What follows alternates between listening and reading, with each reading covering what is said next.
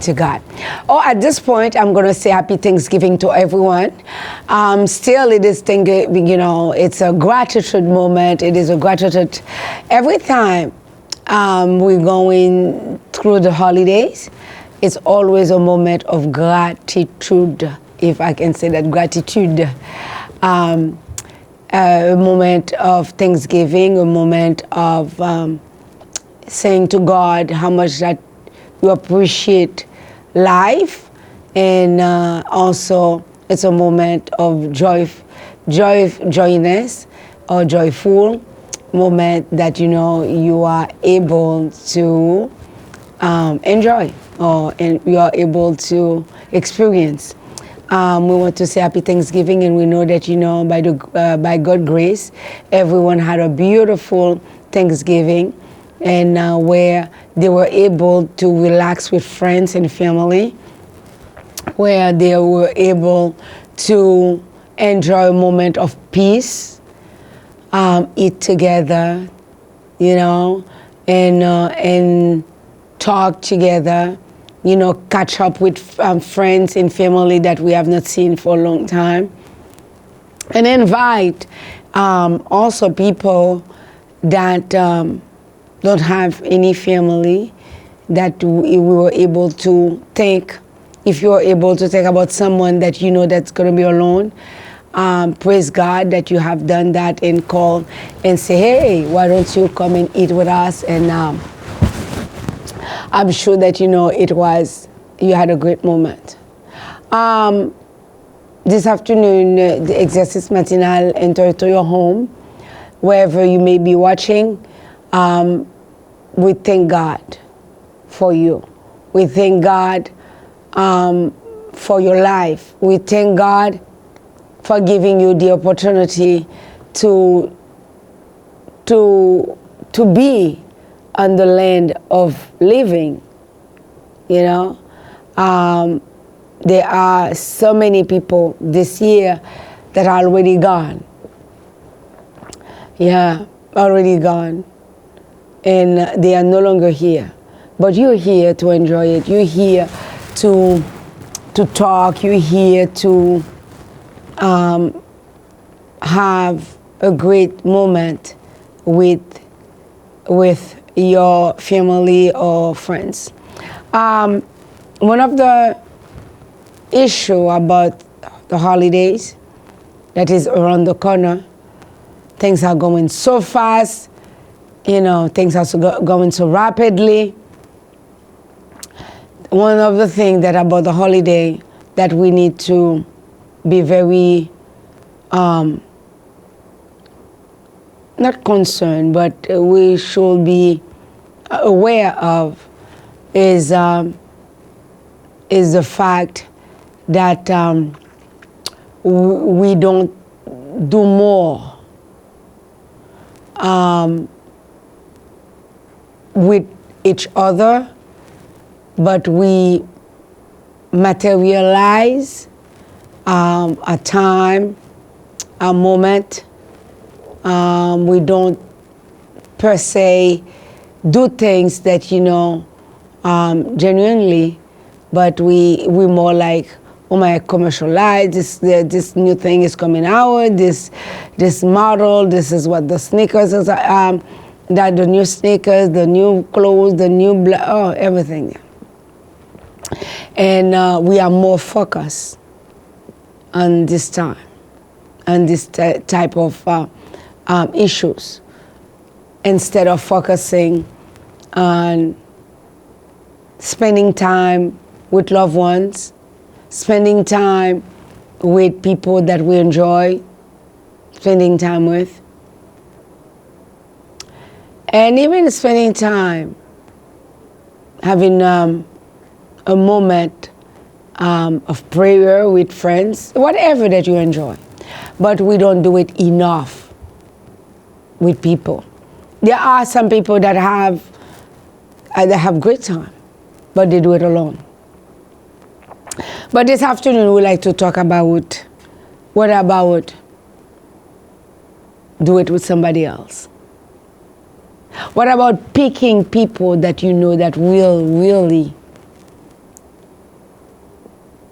need a hand to go on. People that really need a pat in the back. People that really need a touch from someone else. This is how we salute you this afternoon. Exercice Matinal is always here for you, and we always say that. And please email us at exercicematinal@gmail.com. Call the office 617-364-9362, or you can call Pastor John Robert Laurent at 617-272-0853. You are welcome to text me or send a request or whatever you may need. One of the things that I see happening in our society with our children, my own kids, even my grandkids, and the church, and the mission, everywhere, is the connection of people connecting together is drifting away. This show this afternoon, it will be for the mothers, the fathers, the aunties, uncle, whoever that friends. We hope that Exercice Matinal is able to brought up this issue, and which will make you think. Sometimes may be happening, and we don't really make a big deal about it because we go with the flow. But sometimes the flow can be an issue. It's sometimes good to go with the flow, but not all the time. And I think one of the reasons our societal rates has gone up, depression level has gone up,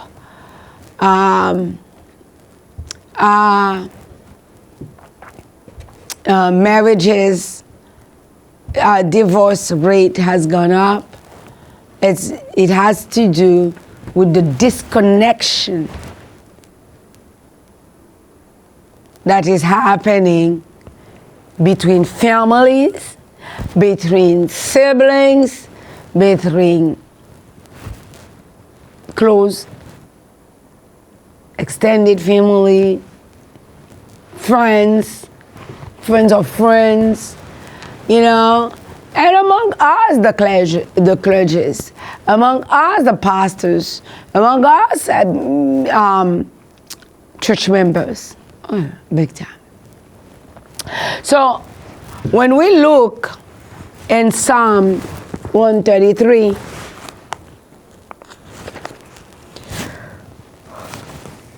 sorry, 133.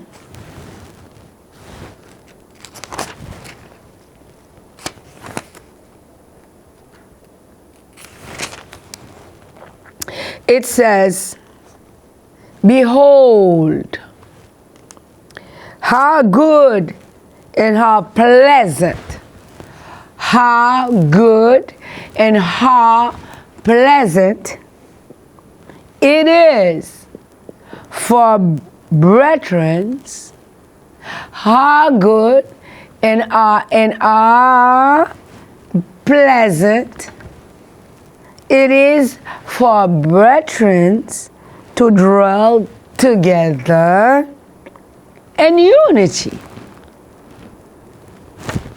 And it continues, says, "It is like the precious ointment upon the head that ran down upon the beard. Even Aaron heads that went down to the skirts of his garments, as the dew of Hermon, and as the dew that descended upon the mountains of Zion. For there the Lord commended the blessing, even life forevermore. For there the Lord commended the blessing, even life forevermore. Guess what? There is nothing better. And I can say it in general. It's for better in life. It's for us to have unity. It's for us to be unified. And you know that, when we don't have unity, when we are not unified, it's chaotic, it's chaos, it's problem everywhere. So we're not even gonna go with what's going on in the world. We're gonna stay with you. And we're going to make it a priority. Or we're not going to make it a priority, but we like to make it. After this show, you're going to see the show. You're going to say, oh my God, it should become a priority that to see in my environment who is really crying for help. As I worked in the missionary field, I have to tell you, it is countless the amount of people that we see that are in need, and we're talking about serious needs. You may be sitting at home saying that, what do they want? They want to eat? No, seriously.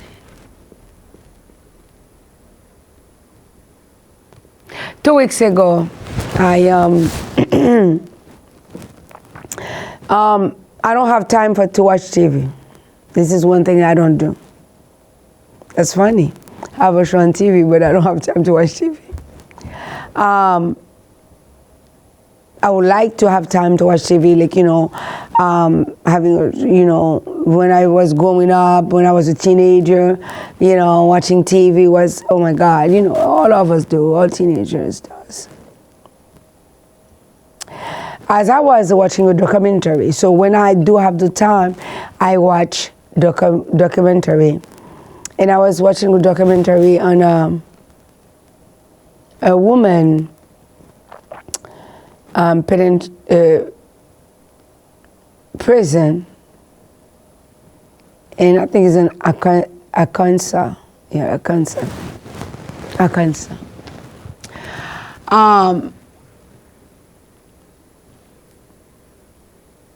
The premises, huge. It's probably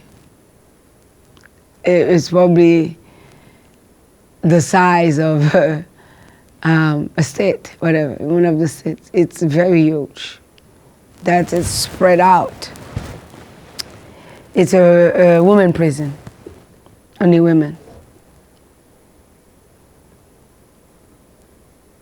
And I was watching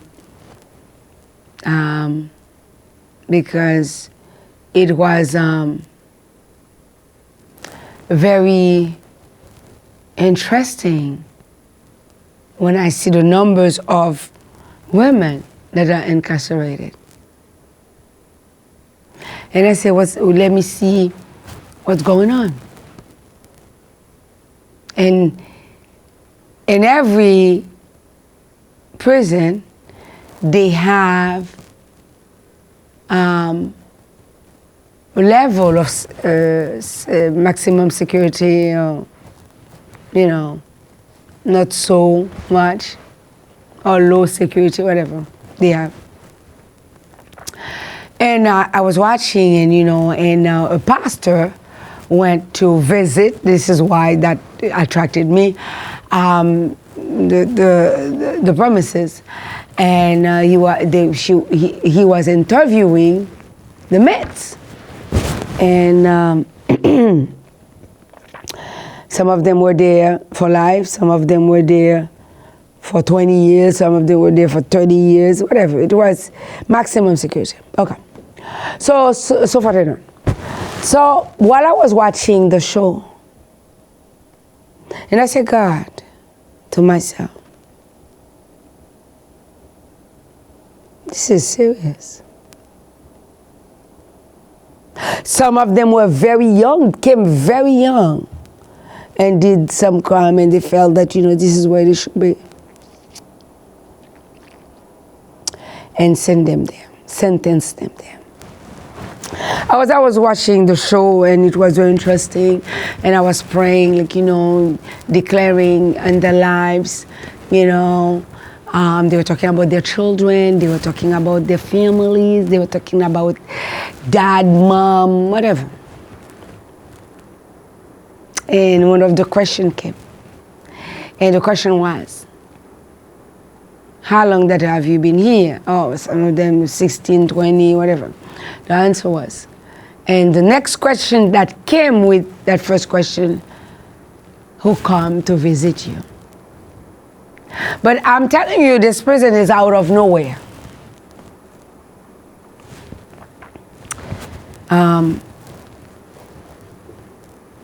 They were excited to talk about their crimes. They were excited to talk about, you know, how their daily lives is, how they're coping, you know, how becoming norms or whatever.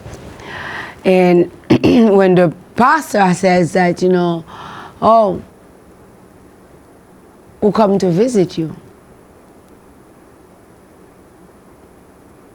And they froze. Some of them said that, you know, this is not my state.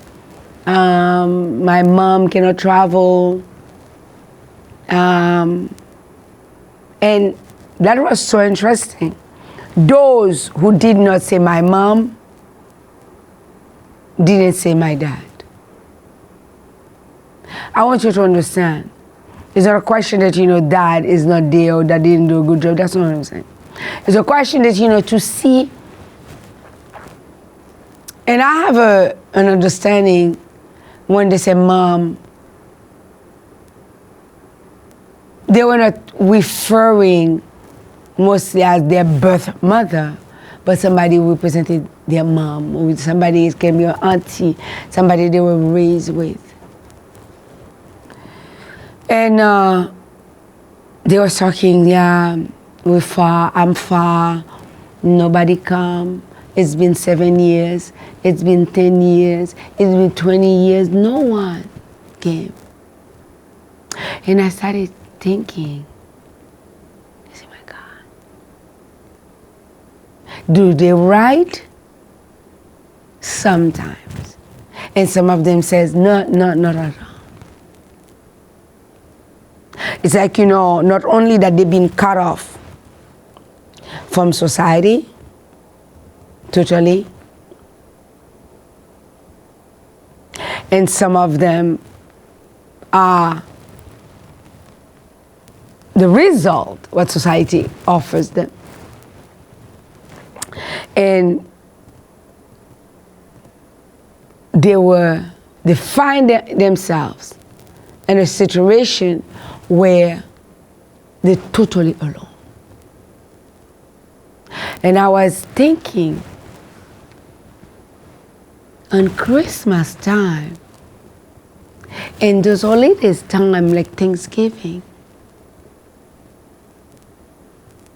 what does these people do? What do they think? And some people, if you brought up that question, they will say, wow, they do the crime, they need to do the time. I'm not a politician, I'm not in any position to talk about people who do time, crime. But as a Christian, my law settlement, or my law, the law that I follow, besides the law that, you know, I'm living in a society that I respect and follow, is the law of God. And Jesus says, I was in prison, you didn't come to see me. I was sick, you didn't come to see me. I was hungry, you didn't feed me.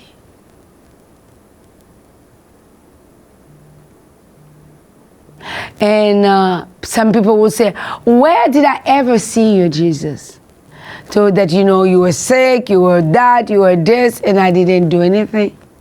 And God says that, you know, whenever you do that for the least of my children, you do it for me. Meaning that, you know, and I'm sure this prison is not only prison in the world. And this case scenario that, you know, I was watching the pastor interviewing, this is one of them. And there are some people that have 2, 3, 4 family members incarcerated. And those people, and unfortunately, there are some people that in there for life. There are some people that in there for an amount of time, and while they're doing the sentence, they're doing the sentences, their sentence, their loved one died. Maybe they were only child. Only that, maybe that, you know, their dad never have a dad, or die, or a mom, whatever that they had, have passed. And where are you? Where am I?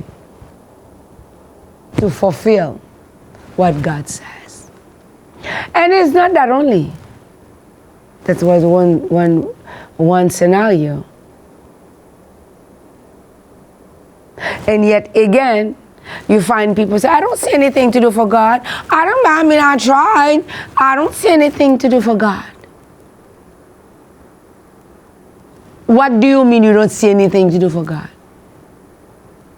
How do you describe there's nothing? What about them? Our question is not, we're not lawyers. We're not defense, we're not prosecutors, we're not prosecutors, lawyers, we're not defense lawyers. But we are here to tell that person, even if it's a card, even, you know, you open, you say that, you know, this holiday is coming, I'm going to make a change in my life, I'm going to make a change in somebody's life. Not a change in somebody's life that I have everything, that have so many cards coming that, you know, they don't even know from left to right. And some cards I did not even open until next year. Some the gift cards did not even be used since, until the year after, because there's so many. There are so what are you doing with this time that the Lord gives you? But okay, oh, I don't have any money, I'm broke, I'm trying to meet end means, whatever, I cannot do. But what about?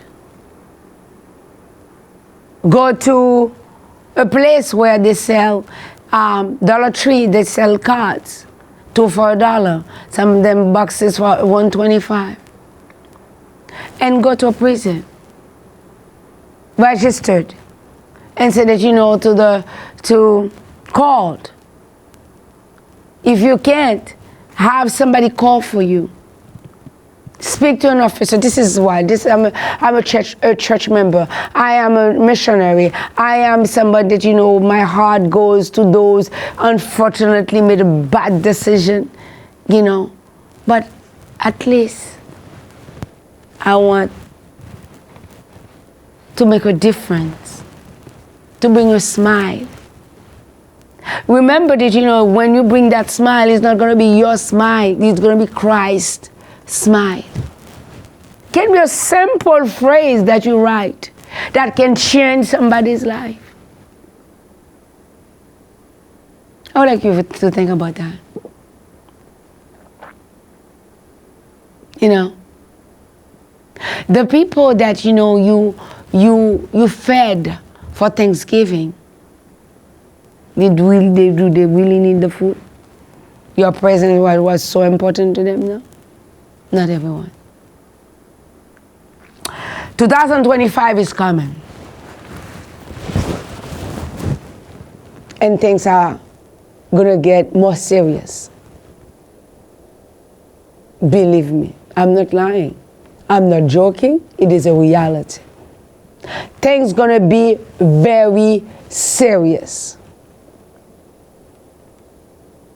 If you don't believe me, and you are a believer, you know that Jesus Christ exists.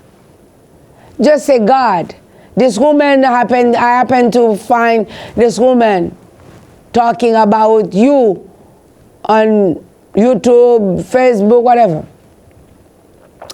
And WCS TV, I was watching a show. Say, God, I want you to show me myself. What is she talking about? It's time. The time is now. The time is not tomorrow. The time is not going to be ever when you think, but it is now, it is today. The reason is you don't know how long that you're going to be here on this earth. Make a difference in somebody's life. Love someone. Forgive someone. Understand someone. Yes, there will be times that you'll be frustrated. I get frustrated all the time. But yet again, go back and say, God, please help me. Things are tense. The situation is big, but it's not ever big for God. I love you. We love you very much. But as Jesus loves you and forgives you, please find someone to love and forgive them. This is Exercice Matinal. God bless.